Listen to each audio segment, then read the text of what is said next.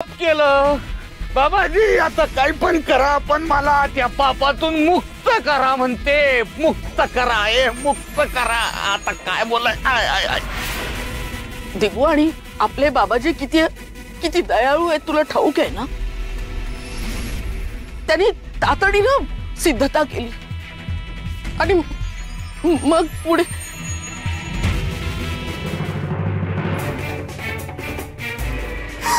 सकूच आग लावून पळाली रे. बघ बघ बघ जिंगरोबांचा संताप कसा बाबाजींवर निघालाय बघ.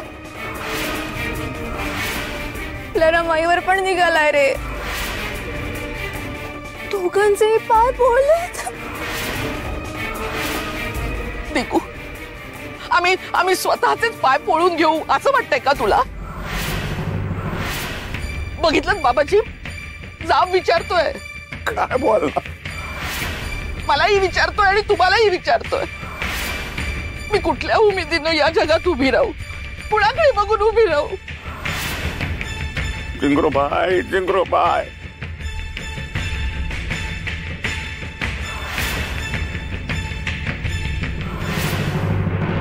काय ग सखू, मावशी परत घेऊन आली की काय?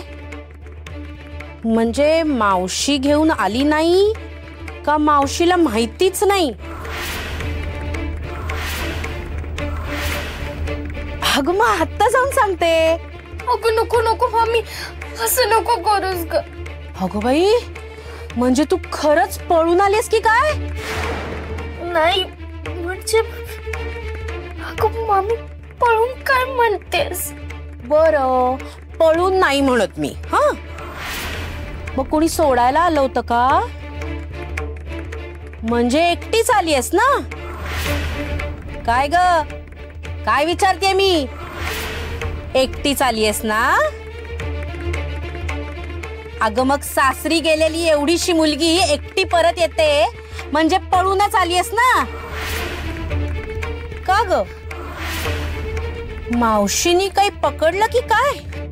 नाही ग मम्मी, पण तू मला इतके बराबर प्रश्न नको ना ग विचारू, मला भीती वाटते. बर, तुला एकही प्रश्न विचारत नाही मी. हा, मी आपली जाऊन माझ्या मावशीला विचारते. हा, नाही नाही, असं नको करू. मी माहेरी आले, कोणाला सांगू नको. मी पाया पडते ग तुझ्या. बर, आता तू हात जोडतेस तर मी काही राक्षसीण नाही.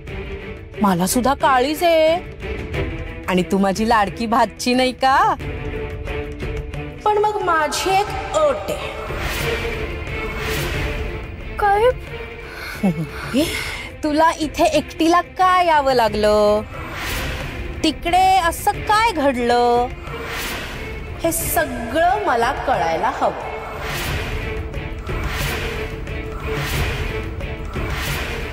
तुला नसेल सांगायचं तर मावशीला विचारते ना मी. हा,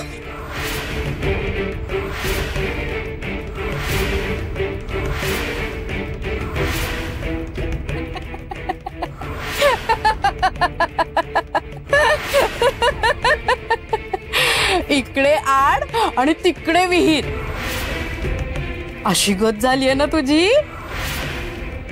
बघ बाई, आता तूच कर निवड. मी सांगते मम्मी तुला. गुणाची माझी भाची. चल सांग मला काय झालं. ये बस.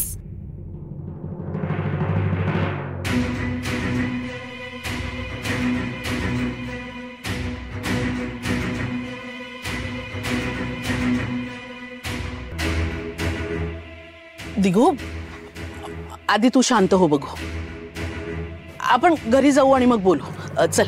नाही रमाई, रमाई सखू पळून का गेली? कुठे गेली सखू? अरे आम्ही काय लपाछपी खेळत होतो का? आणि आम्हाला माहित असतं ती इथे लपली आहे तर आम्ही तिला बाहेर नसतं का आणलं? ती पळून गेली, ऐकलंस ना तू? बाबाजींची रमाई, तुझी बाजू समजली, बाबाजींची बाजू समजली, पण सखूची काहीतरी बाजू असणारच ना. ती नको का समजून घ्यायला? रमाई, म्हणजे आता याला तिची बाजू समजून घ्यायची आहे. काय कमाल आहे नाही? याच्याबद्दल विचारलं तर राग येईल याला. यमुने इथे नको, घरी जाऊन बोलू. नाही. चला. बोलू दे तिला. अशाबद्दल काय? रमैया कुठे गेला होता? वसुलीला गेला होता ना? मग हे घरी न येता थेट मठात यायचं. म्हणजे मी इथे आलोय ही चूक वाटते का? रमाई मला अभद्र स्वप्न पडत होती. तरी माझा हात ओढतोय आज. खूप वाजतंय हो. चटका बसतोय.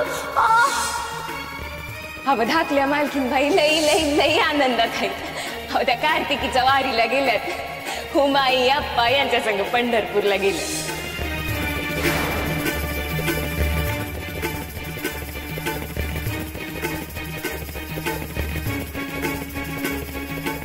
हेच महत्वाचं आहे ना यमुना ताईला. हे घे रमाई, मी माझं कर्तव्य पूर्ण केलं.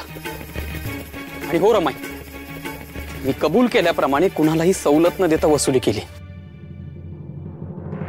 येतो मी. दिगू, म्हणजे तू घरी नाही येणार? रमाई, मला तरी आधी सकूचा शोध घ्यायला हवा. अरे पण तू इतका आगतिक का होतोयस? आणि मुळात सकू पळूनच का गेली? आपण काय तिचं वाईट करणार होतो का? हा विधी तिच्या भल्यासाठीच करणार होतो ना? रमाई, मला अजूनही वाटतंय की मी सकूला शोधायला हवं. मी तिला शोधायला जातो.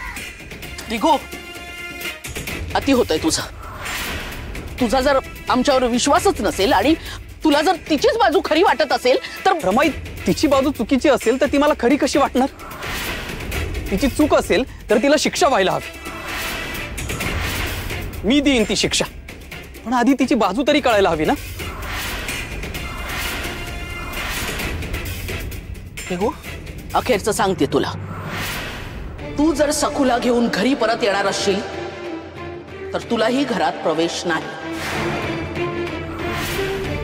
आणि तरीही तुला जायचं असेल तर तू जाऊ शकतोस.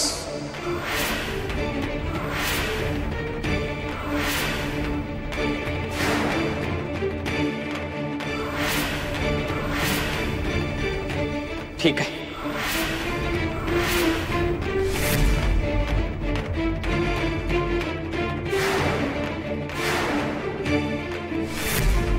रमाई अगं तू बजावून सुद्धा निघून गेला.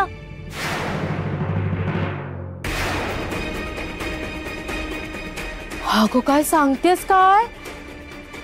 किती क्रूर आहे हे. दुर्योधन दुःशासन कसे असतील तेच डोळ्यासमोर आलं माझ्या.